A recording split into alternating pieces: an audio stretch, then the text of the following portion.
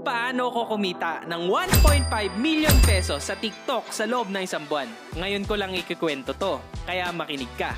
Panoodin mo yung video hanggang dulo. Nagawa ko to with 0 followers. Ganito katindi ang TikTok. Walang inubra yung Facebook, Instagram at YouTube. Kasi yung mga yan bumabase sa followers at subscribers. Dito sa TikTok, kahit 0 followers ka, kung maganda yung content mo, talagang magbabiral yan. Alam nyo ba yung first upload ko sa TikTok? Kahit 0 followers ako, umabot ng 500,000 views yung first upload ko. Yan yung story na ginawa ko about kay Kong TV.